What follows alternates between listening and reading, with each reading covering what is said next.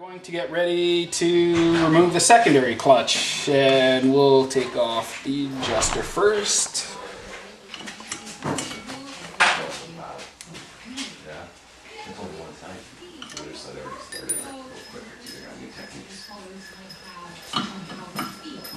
Actually goes this one.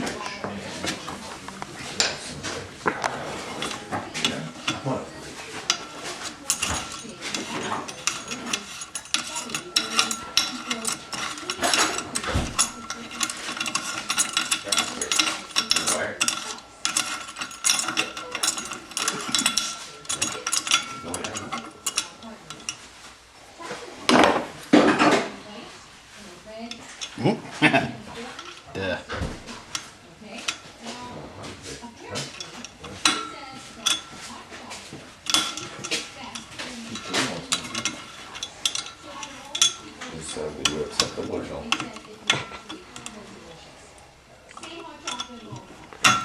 There we go.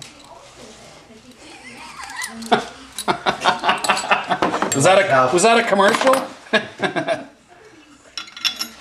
We're going to remove the clamp that holds the countershaft bearing in and remove the two fasteners. And the best way to do it, quickest way and ease, is to remove the airbox. First you gotta unclip this puppy up here, which I've already done. There's one more clip here.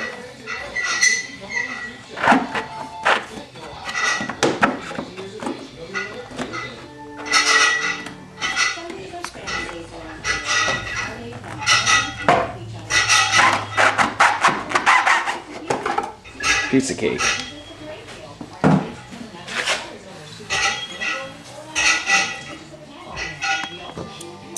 So we do the 10 first. Already got the 13 out.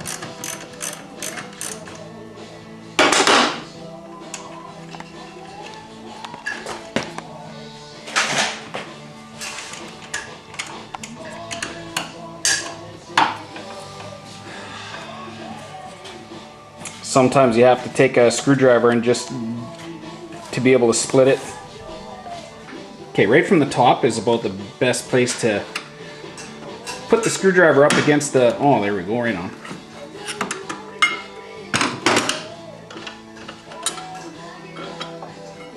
Beautiful, right on. With the upper gear retaining tool, we're going to push this portion of it against the gear to hold the gear in, and remember the gear has that washer spacer behind the gear to make for its alignment. And now we're going to use our, we probably don't need this big a hammer, but I had it handy. Look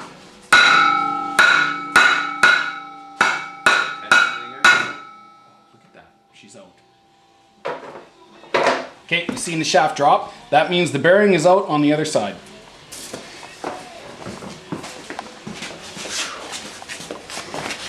Alright, so now we're going to continue to pull it out. Now that we have the gear out, or the shaft out, sorry, I'm going to just hold that on there. So what I'm doing is I'm holding this side, and now if we come back on this side over here, I'm going to spin the, with my right hand, I'm pushing on the shaft. I'm making sure the gear is on the case.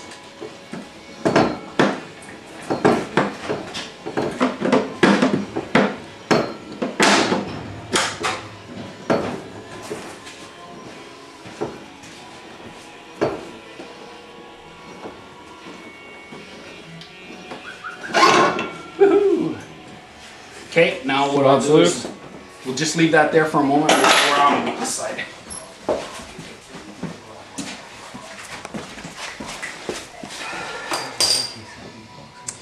And the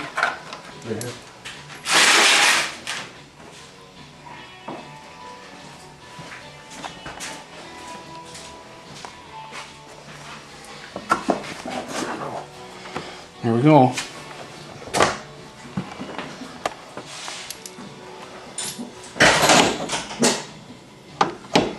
So that's holding the gear up. So what happened is the fastener was actually supposed to stay on there, so we're gonna have to reverse our steps and start over.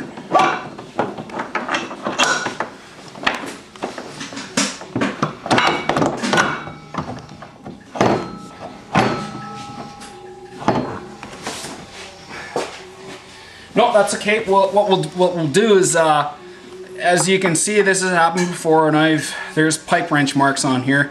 I'm going to get a pipe wrench to hold this.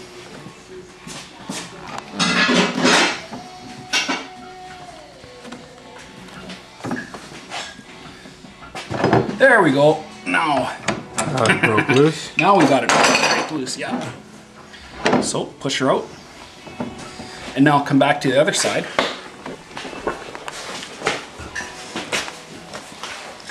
So now I'm holding with my right hand again.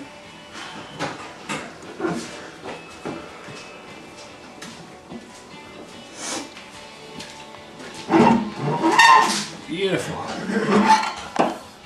There we go. Now this is the way it's supposed to be. And we can double check. So the gear is against the case.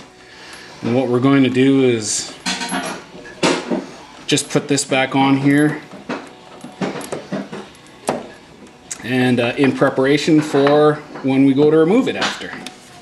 All right, now for the secondary clutch, change the helix. So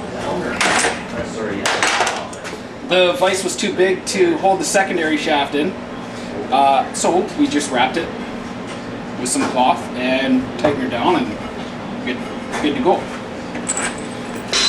Okay, here we have the CT Power Sports secondary helix removal tool. And the way this works is when you shove it in and you start to tighten that down, there's a wedging effect to prevent this from sliding out. So when you put this in, it must go in far enough so that when you tighten it down,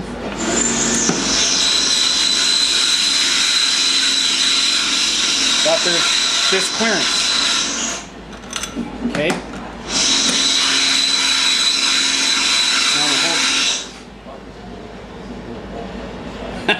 Okay, hold on. Sorry.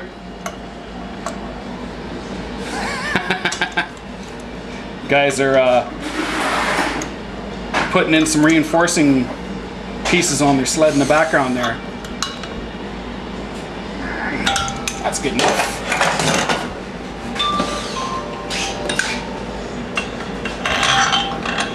On, good clearance. So we're just going to compress the helix a bit. That's good enough, just a little bit to crack the secondary open. And then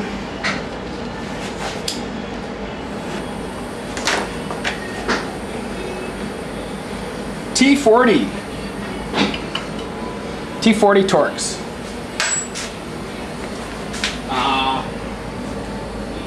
We'll do about 13 seconds. 4, 5, 6, 7, 8, 9, 10, 11, 12, 13.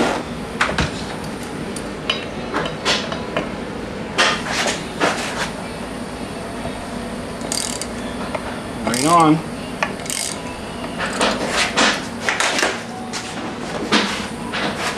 One, 2, 3, 4, 5, 6.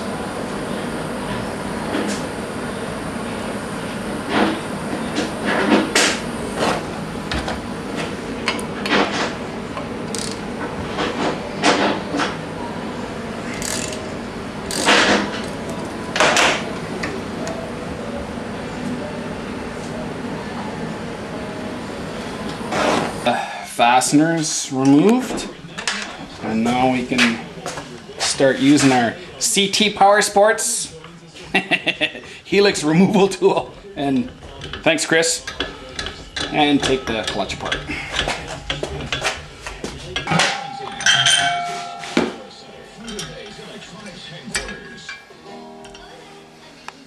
See that washer in there? We have to get that washer out. There's a swivel washer, must be on both ends of the spring, right? there's got to be a swivel washer here. One in there, one on this end. So a lot of people, what they do is they forget to take this one out, and sometimes it's a pain in the butt to get out, but we'll see how it comes out, and if not, then we'll use some ice to cool off the helix, to shrink the helix, and it'll make it easier to come out.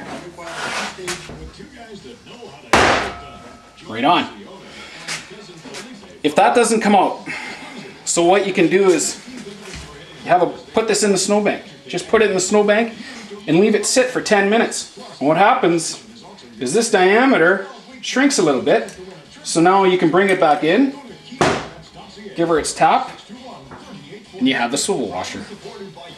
Because using a pick in there, well, I wish you the best on trying to get it out. That probably won't do anything except wreck it, but you could try. It might work. In the end, shrink the helix by putting it in the freezer, snow, something to cool it off, to shrink the diameter and make that fall out. Here's the original secondary spring from the free ride.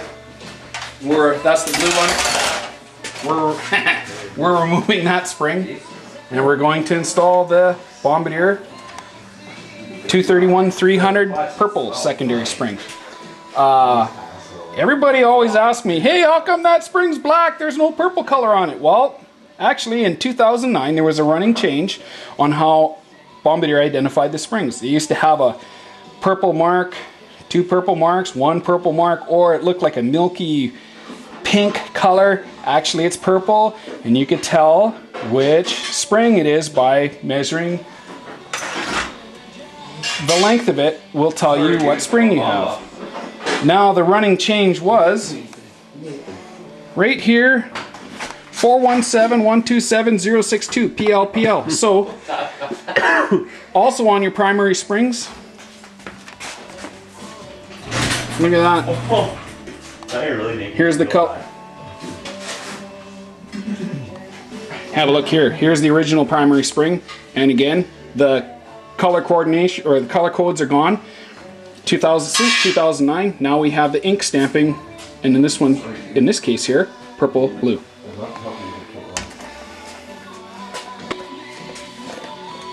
Really good helix, used for all kinds of applications. From mountain to trail.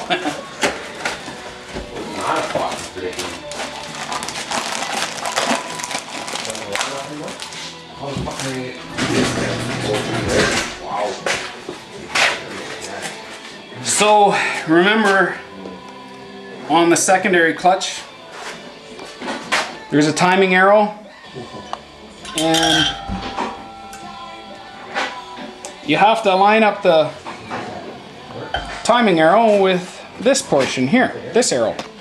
So if you look at this portion of the helix, how it has the reverse part of the cam, right? Guys will put it in, they'll forget and put it in like this, and yeah, it'll work, but it won't backshift. And the roller, the actual casing will carve into the side of the helix. So you won't, right? Arrow, arrow, and on the back side, there's an arrow somewhere too. Here we go. Now the arrows on the secondary sheave can be off like 11 o'clock to 1 o'clock. They're off, say 15 to 30 degrees. However, you don't want the arrow to be 90 degrees like 9 o'clock or 3 o'clock. You want it 12 o'clock, 12 o'clock.